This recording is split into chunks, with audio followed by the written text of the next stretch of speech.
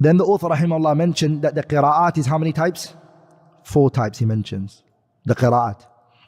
And this is fully taken from the kalam of Suyuti rahimahullah in his kitab al-Itqan. And he benefited from min kalam ibn al-Jazari.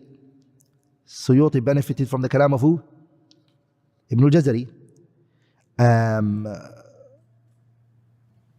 He benefited, the author here, the author here, not Suyuti, mistake. Suyuti, he benefited from the kalam of Suyuti and the kalam of Ibn al-Jazari. Okay? Which is, أن القراءات of the Qur'an is أربعة أنواع أربعة, is 4 types. يا منزل الآيات والفرقان بيني وبينك حرمة القرآن. Number 1 is المتواتر. هي التي نقلها جمع لا يمكن تواطؤهم على الكذب عن مثلهم كذلك إلى النهاية وغالب القراءات كذلك. Okay, this is the first type, which is al-mutawatir. The Shaykh mentions it rahimahullah ta'ala.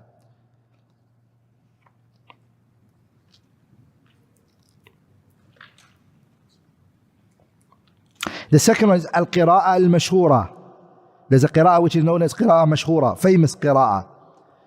What does that mean? ما نقلت عن جمع كثير is being transmitted from a lot of people ولكنها لم تبلغ درجة التواتر, but it hasn't reached that level of mass transmission. ووافقت الرسم والعربية, and it's also in line with what? The rasm and the Arabic language. واشتهرت عن القراء, and it's also famous from the قراء. ولم تعد من الغلط, and it's not considered to be a mistake. ولا من الشاذ, it's not شاذ. Okay, anyway, in simple terms, what the mashhur is, ما صح سندا, his chain is صحيح. ووافق الرسم, and it's also in line with the رسم المصحف and the Arabic language. And it's also been transmitted from many people. ولم تتواتر, and it is not mutawatir. And the Shaykh mentioned examples which we're going to show. The third, inshallah ta'ala, is qira'atul ahadi. This qira'a ahad is what? ما صح سندها, the chain is authentic. وخالفت الرسم, but it went against the rasm. يعني the rasm of the Qur'an. Do you all know what rasm means, right? Rasm means Uthman, the mushaf he sent, he enforced the people to read the Qur'an from that mushaf, right? That is what he said, right? Uthman radiallahu anhu.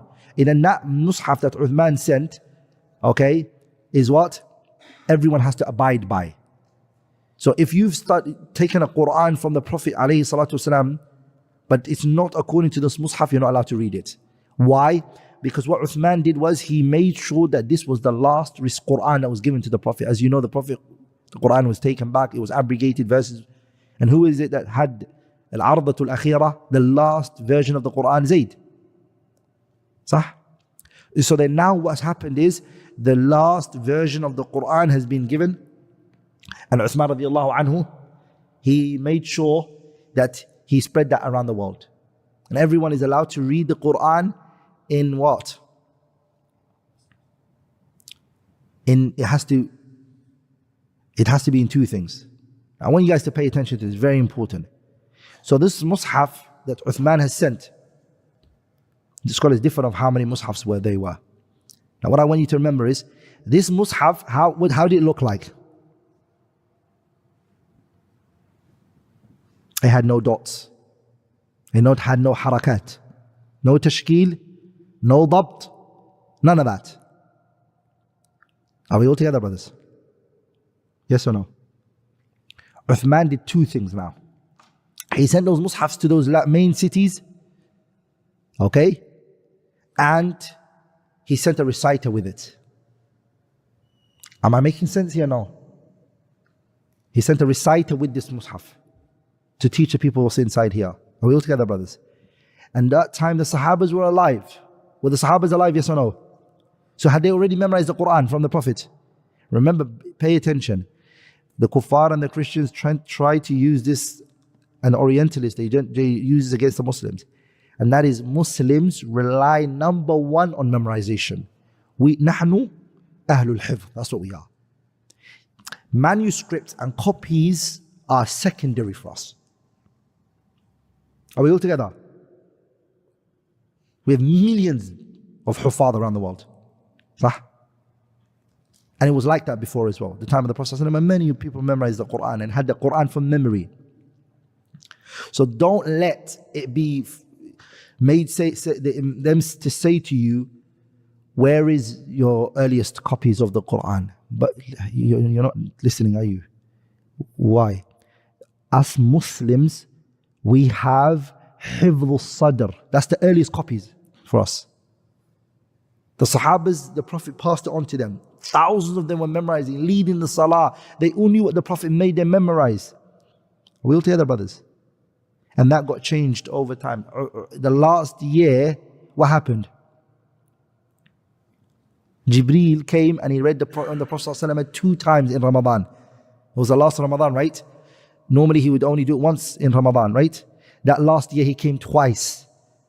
What did he want? Why did he come twice? He wanted to teach the Prophet ﷺ the last version of the Qur'an. Then pay attention to this. So Gabriel now taught the Prophet ﷺ the Qur'an, the last version and how it's going to be now. The Prophet memorized it, ﷺ. The Qur'an pulls into his head. He went and he taught the Sahabas the Qur'an in its entirety. They were writing now, but they were writing on different places. Some of them were writing on Porsches, skins and leaves and all of that. And thousands of them already, many of them had memorized the Qur'an already. Are we all together, brothers? But some of them have the abrogated versions. Some of them, what do they have? Abrogated versions that the Prophet ﷺ left. Am I making sense here? So what Uthman did was he made a committee of Sahabas, and their job was to make sure, to compile, to bring together the Qur'an at its latest version. And that was then sent to the people. Now the Sahabi who'd memorized the Qur'an, but maybe he had some of the Qur'an which was abrogated. When he opens the Mus'haf and he looks at it and he reads it, what is he reading? The Qur'an, right? Has he already memorized it? His recitation is now restricted with this Mus'haf. If he has learnt this ayah in another way and the Mus'haf doesn't allow it, he's told not to read it. Even if he heard it from the Prophet ﷺ. Why? Because that's not the latest version. This is the latest version. Am I making sense? And that reciter also came to teach the people the Qur'an. Am I making sense? So they left it. The Sahabas, the Mus'haf, they worked very hard on it. There was differences and discrepancies even in the Masahif they sent. They all were not the same copy. Some of them, there was no other way to make it be read in 2-3 different ways. They couldn't do that. The ayah couldn't take it. Maliki Yawmiddin, for example, they were able to do that. Because what was their policy? Their policy is they don't write the alif. So that's easy. Maliki and Ar-Rahman. So then they don't put a line there, alif there. So you can read it as Maliki or Maliki, mashallah. But your qira'ah from the Prophet and the ayah, can the Mus'haf take it? Yes, no problem. The problem here came like in ayats where there were extra letters that the Prophet recited, this one, and both of them were ardatul akhirah. Like for example, تجري من تحتها الأنهار, the ayah in Surah At-Tawbah, and تجري تحتها الأنهار. That min has to be observed.